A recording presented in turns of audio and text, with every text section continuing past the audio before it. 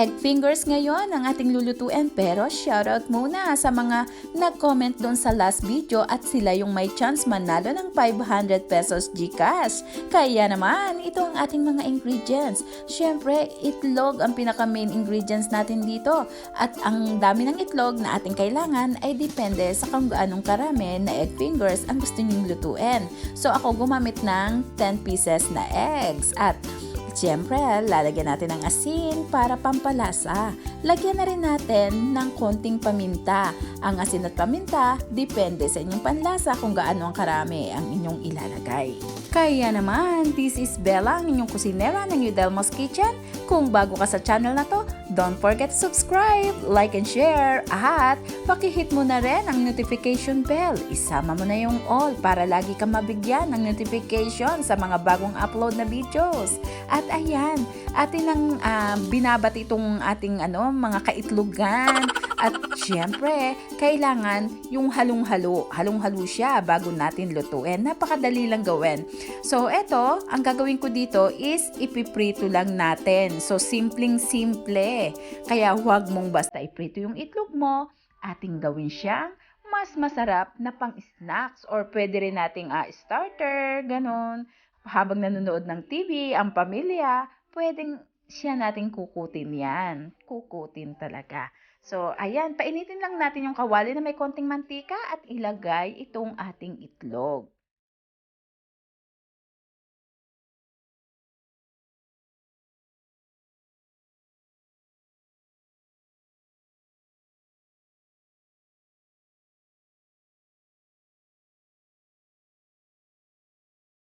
At ayan, sundot-sundutin lang ang gilid ng itlog para yung iba ay mapunta sa ilalim at nang maluto rin kaagad. So, ganyan lang kasimple. Ulit-ulitin lang natin yan hanggang sa maluto. Pasundot-sundot lang, ganon.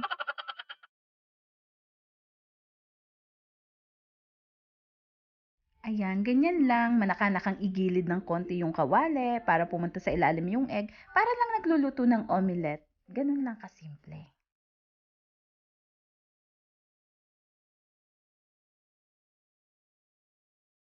Paangat-angat ng kawali, paminsan-minsan.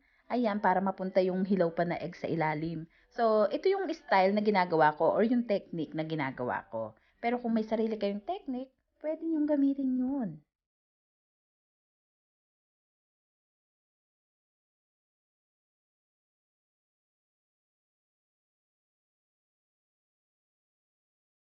Ayan, pag medyo dry na yung ibabaw, pwede na natin siyang i-flip. So, ako pag ganito na lang yung paraan na ginagawa ko ng pag-flip. Ito kasi yung mas mabilis para sa akin, yung mas madali para sa akin. So, ayan. At pagka mga after 1 minute, okay na yan.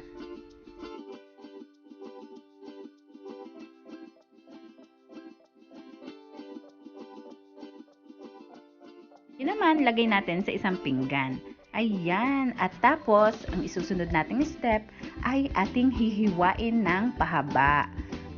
So, ayan, ganyan lang. Kuha muna tayo dito ng maliit na parte dito sa ating sa ating plate. Tapos, hiwain natin dito sa sangkalan para mas madali. So, ayan, hihiwa-hiwain lang natin ng pahaba. At dahan-dahan lang yung paghiwa natin para hindi madurog. Ayan, ganyan lang at taran. Ayan na ang ating hiniwa-hiwang pinrito na itlog.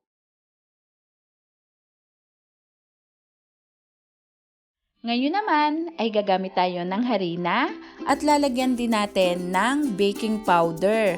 At syempre, para may lasa, lagyan natin ng konting asin. Ngayon naman, meron din tayo ditong chili powder para magkaroon ng konting anghang. At ang paglalagay natin ng chili powder ay depende sa anghang na gusto nyo. So, ayan, at haluin lang nating mabuti. Tapos another 2 eggs, ibit lang natin dito sa ating bowl.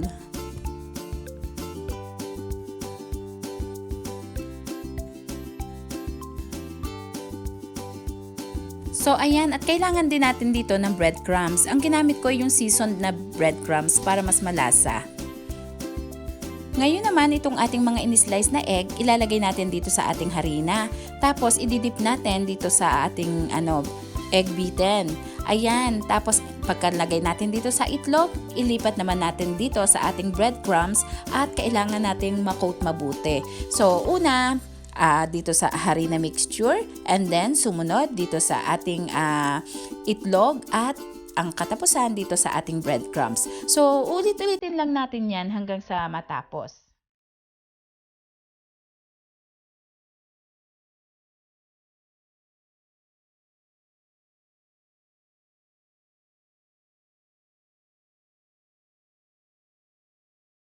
At eto na yung ating coated egg. Ngayon naman, mag-iinit na tayo ng kawali. Lagyan natin ng mantika. So, ayan, i-deep fry naman natin ngayon.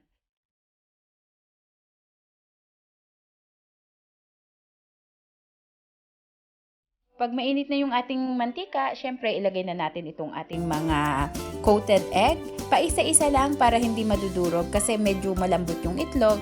So, kailangan talaga medyo alalay tayo ng konti. Ayan, at ang pagluluto nito, hihintayin lang nating maging golden brown. So, napakabilis lang lutuin. Ayan, palulutungin lang natin. Ang sarap nito kapartner ng tea o kaya soft drinks. Ayun, soft drinks na naman.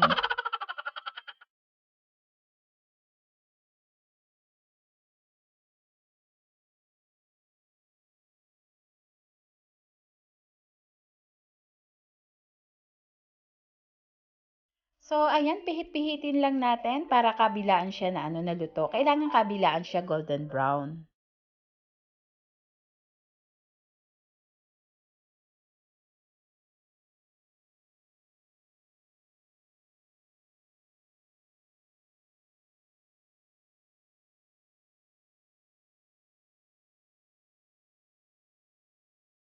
Yan, at pag ganito na, ready na yan. Hanguin na natin at ilagay na natin sa isang lagayan.